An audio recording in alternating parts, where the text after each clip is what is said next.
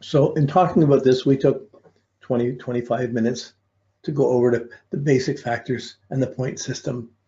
When you're working on your own, you're going through this, you're thinking about it, you can do this in 10 or 15 minutes, really, you're thinking about it. You want it, but whenever you notice something big, you want to stop it and imagine what it would be like, or get some kind of experiential sense of this or wonder about this.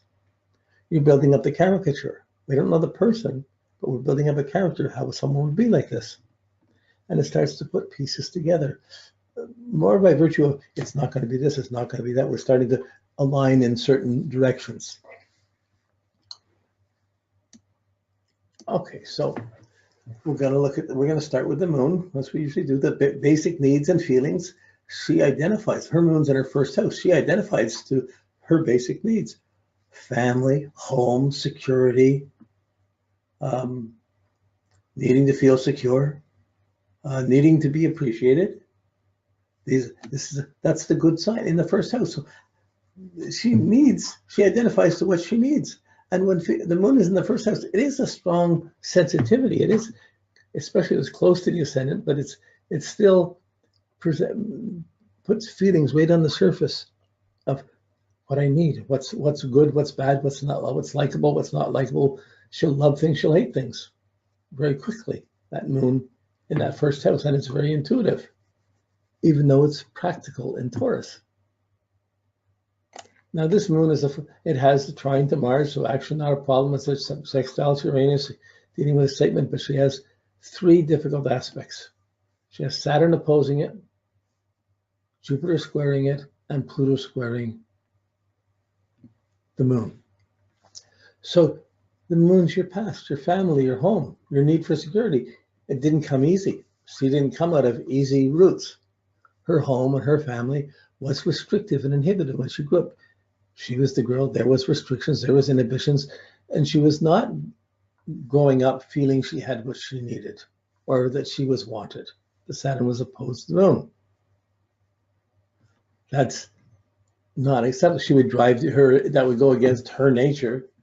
And the Aries ascendant would be trying to push to change it. But it's like her father was always distant, or there was some distance there, probably from the father, but not being communicated to. And she would need it, but feel the lack. That's the Saturn. That would create a certain inhibition around what kind of security she needed and what she wanted. That would diminish some of the hobbies. So when she's growing up with the moon, Saturn opposed to the moon, it's not going to be quick to have hobbies. There'd be more, I don't know if the parents were older, but they were more disciplined or more distant. They weren't really,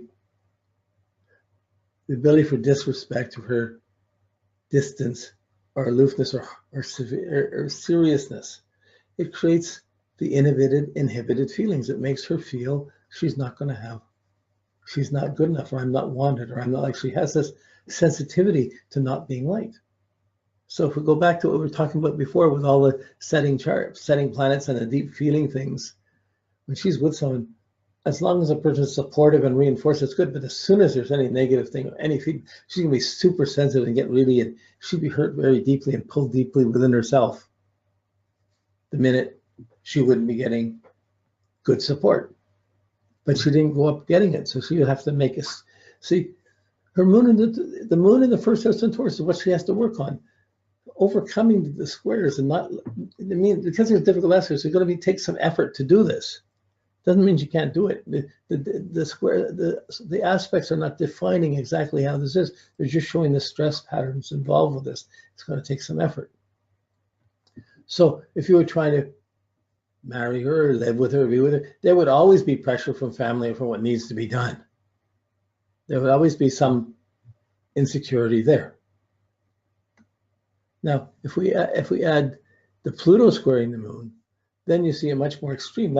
You have the seriousness of Saturn, but with Pluto, there's a harshness, a fear, a confrontation.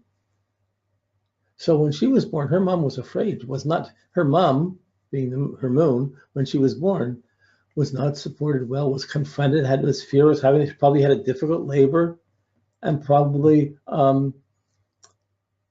had to heal herself. So when she was brought up, she didn't get necessarily a lot of affection from the mom, because the mom was probably having to heal herself and not being supported.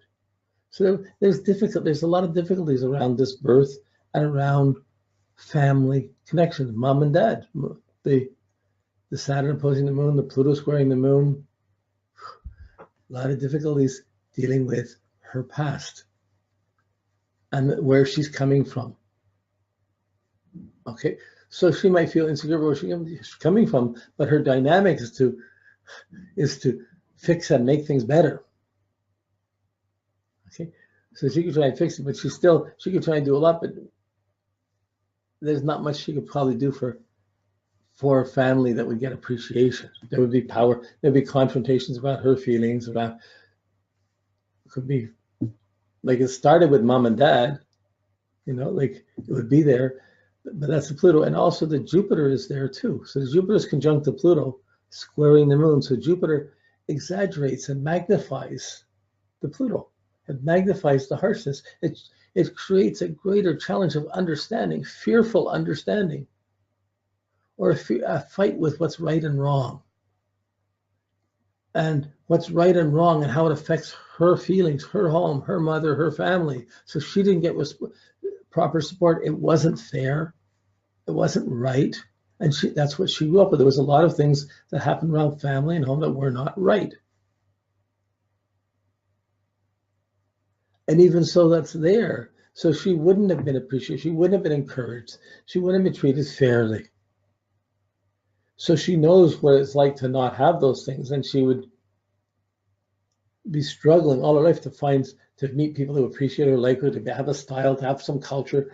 There wouldn't have been the culture that the Taurus moon would want would not be there in her early life. It would be there in a more harsh, misunderstanding way. And even then, the fight of the wrong understanding, the Jupiter-Pluto, the fight with right or wrong, affects her moon, affects the family and home. So that's there from the family. It would also be there when she gets married and has kids. When she was married and had kids, there would be challenges around what's right or wrong, Pluto, Jupiter, how to understand how the kids should be, how I think the kids should be brought up, how the partner thinks the kids should be brought up. Well, now we're hitting a nerve. That's how the partner thinks she's geared to. If the partner is supporting her, that's really strong. If the partner isn't caring or isn't thinking in the same way, whoa, it's gonna hit this deep nerve of not being appreciated. What do I got to do? What am I doing here? So there's a certain element here that would almost be afraid of having kids, but the Taurus moon is too, even with these restrictions, her need to belong and need to share is very strong, and the need to perhaps get out of the past, get out of the family, get out of the way I was brought up, get away from the past to go on. But that moon is with you all your life, so there'll always be some fears or some harshness or some scars around, some sensitivity around us, this complex might only start showing whenever anyone was ignoring her, if someone was not being nice or ignoring her, then it would hit her. She would take it personally, wonder why. And she'd be working really hard to make sure that didn't happen. So if she was with a person that wasn't good, they could really use her. If it was with someone that was good, it would be really supportive. So again, the choices of who to be with. Okay, but this moon, she didn't come out of an early, easy upbringing. That's basically the beginning of it. But the moon Pluto is tough, it's strong. Saturn moon, what doesn't kill you makes you stronger. She's strong. She grew up, she survived out of these difficult things and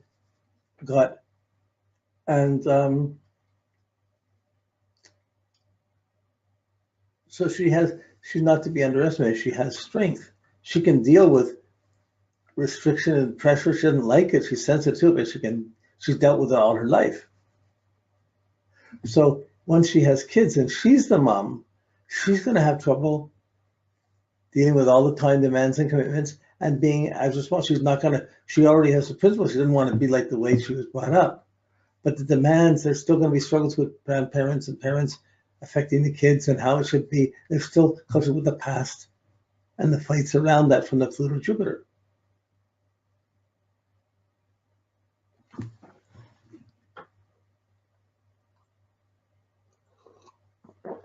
Okay, so we see the moon side. You could know someone for a long time, for many years, and not even know the moon side. Moon side. That's a personal thing. She wouldn't be quick to express the difficulties at home. If there was problems in a relationship or a family, she'd be trying to deal with it, but she wouldn't be quick to tell about it, to let other people know about it. She'd try and fix it. Okay. Sometimes not everybody else deserves the fixing. So if someone's bad, it's hard to, if someone's good, it's easy to deal with. If someone's bad, it's hard to. There's a certain point if someone's darkness is greater than your light, then it becomes more abusive. Okay. Mercury, her Mercury, so her memory, she has blocks about the past, blocks about the memories. I don't want to go back to how it was. Blocks about family, blocks about, there's always some harshness there. But her Mercury, it's in Libra, it's conjunct Neptune and square Uranus. So there's no, the conjunct Mercury Neptune is really dreamy, idealistic, very visionary and imaginative with that mind. Idealistic and seeing that this could go here, this is going here, we could say this, we could do this. This is the Libra, she's the Libra sun anyway, but the Mercury in Libra is the dreamer and idealist. It's squared by Uranus, so she has the dreams, but she's not confident around them. So you imagine her getting into the mysticism and seeing the idealism of astrology. And it's changed the way she was thinking. Well, she thought about it. It would change the way she was thinking, but it certainly wouldn't necessarily be supported by family who are locked into a certain pattern. So her good intentions, her trying to anticipate, this Mercury Neptune's in the 7th house in Libra. Let's share ideas. She's going to try and anticipate and share ideas and meet people to share good ideas with her.